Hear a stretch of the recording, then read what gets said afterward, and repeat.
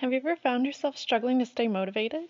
Maybe you're a teacher or an instructor who created the perfect lesson, but noticed when you delivered it, your learners were disengaged, and as a result, didn't get much out of it.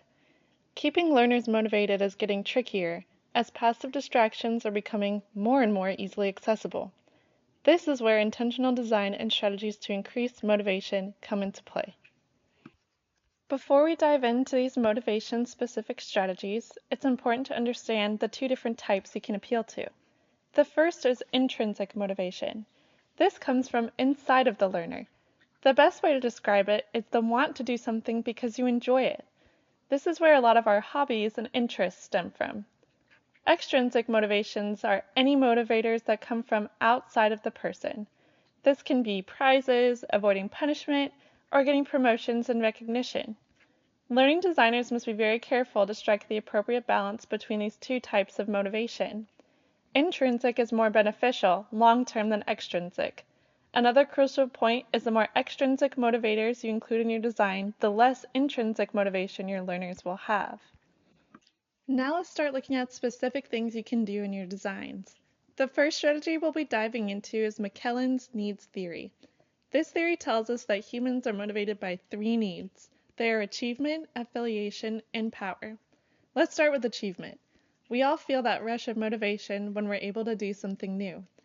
We love to feel useful, talk about it with friends and family, and show off our new abilities. This is the outcome we want to create for our lessons and trainings.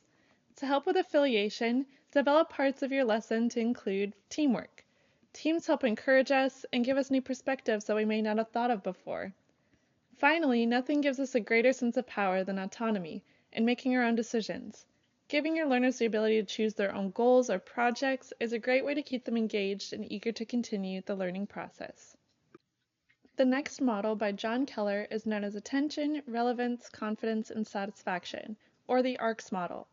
To help pique your learners' attention, we want to keep them on their toes with new and surprising information. Appropriately leveled challenging questions and problems are another great way to do this. Relevance is achieved by helping your learners understand why this information is necessary. You can also use instructional strategies that match your students' motives and values and relate content to their backgrounds or previous experiences.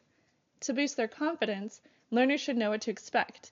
Give them multiple challenges to succeed at and help them feel in control of their learning progress and process. Increasing satisfaction comes from encouraging and supporting their passion for learning, giving incentives, and providing all learners with equitable learning opportunities. The next theory by Deci and Ryan is self-determination, or SDT. This will help you create the optimal levels of intrinsic motivation.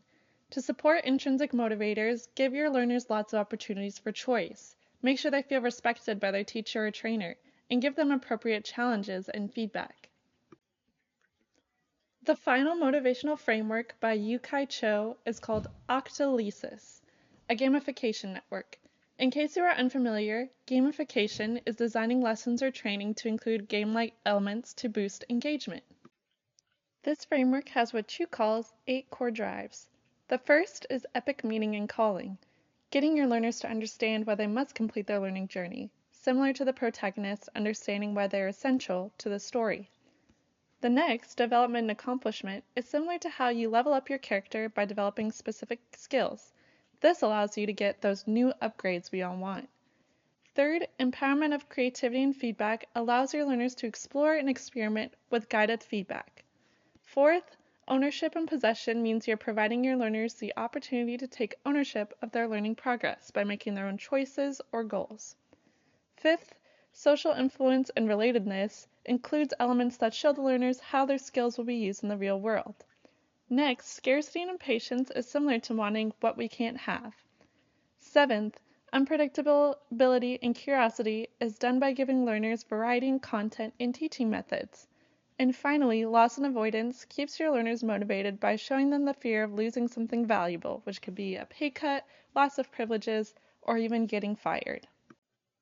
Thank you for watching this video. Try out some of these methods and theories in your designs.